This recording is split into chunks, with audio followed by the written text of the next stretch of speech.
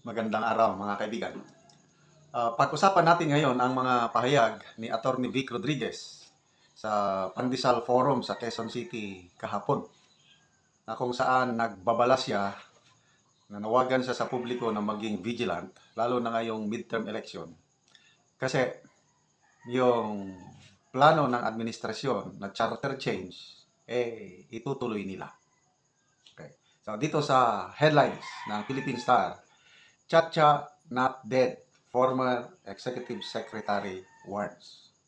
Buhay na buhay pa ang charter change. Yan ang pahayag ni Atty. Vic Rodriguez. Kaya, Chacha is not yet dead, sabi niya. So, let's remain vigilant to defend the 1987 Constitution na babaguhin nila.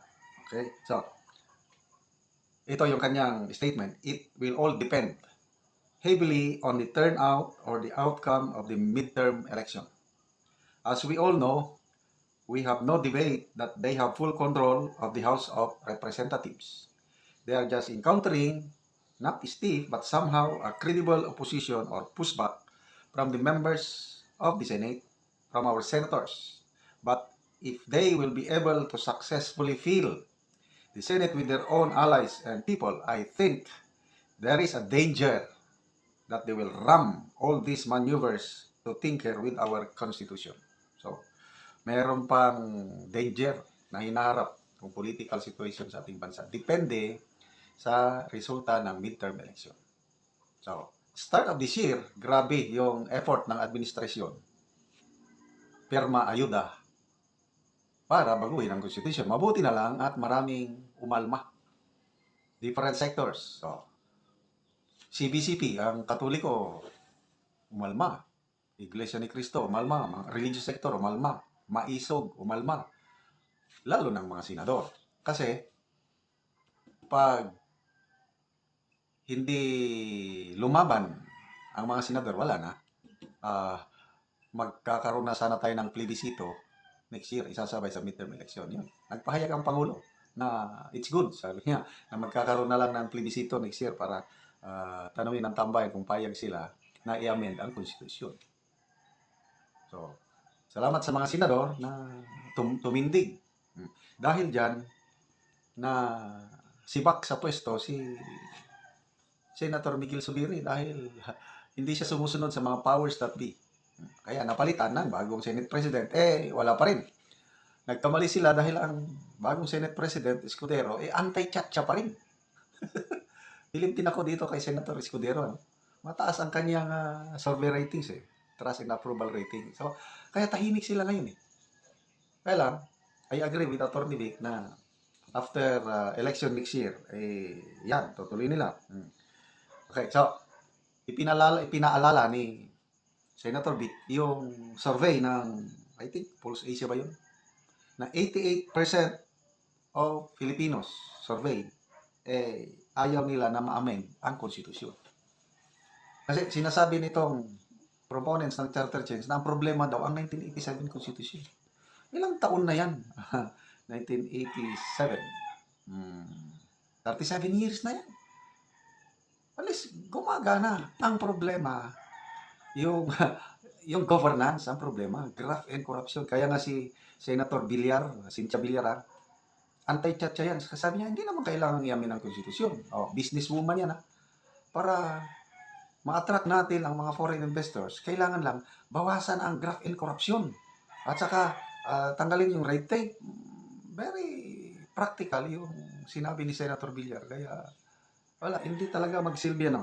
Okay, dagdag ni Atty. Vic. Sabi niya, for me, it is important that we put in good people in all available elected positions that will be at stake this midterm election, because if not, I fear that if there will be not enough principled, credible personality to be put in place in Senate and House of Representatives, we are in danger of seeing a transformation or transitioning of the form of government from presidential to parliamentary, and that is for the immediate term. Kailangan natin ng principled people sa Senado, sinasabi yan. So ang tanong, tatakbo ba si Atty. Vic para senador? Ano sa tingin niyo? Kasi itong sinasabi niya, kailangan ng maprinsipyo. To me, isang maprinsipyong tao sa Atty. Vic. So sana tatakbo siya. Sino pa? Mayor Magalong. Isa na, yung klarong may prinsipyo na tatakbo si Congressman Marcoleta. Yan na.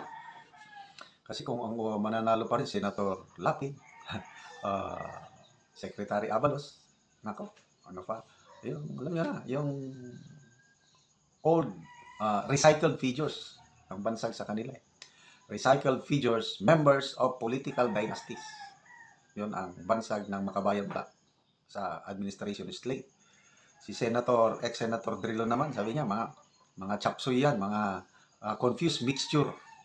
4 na partido, nagsama-sama lang para lalaki yung chances na manalo. Kailang walang pinagkakaisang platform of government.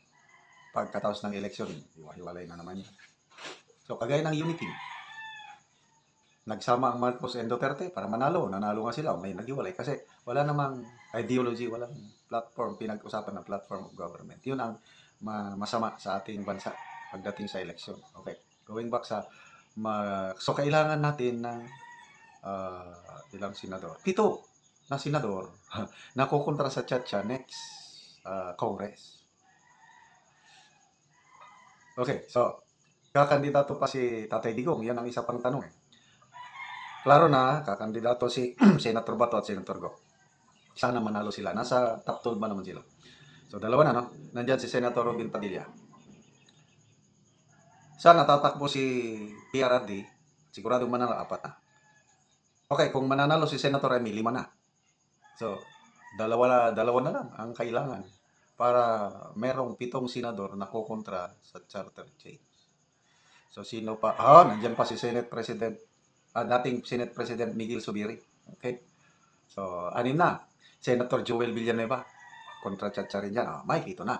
So, importante, manalo si Senator Bongo and Senator Bato de la Rosa. Tatakbo si Tatay Digong at mananalo si Senator Amy para ma-ensure tayo na may 7 na kokontra sa Chacha after yung next na. Kasi kung siyempre, 11 ang mananalo sa kanila. Nako, delikado na. Kasi ang nakikita ko, ang pinakamahina sa administration slate, si Secretary Abalos. Ayan, Abalos, Lapid, yan yung mga alanganin. Sino pa ba?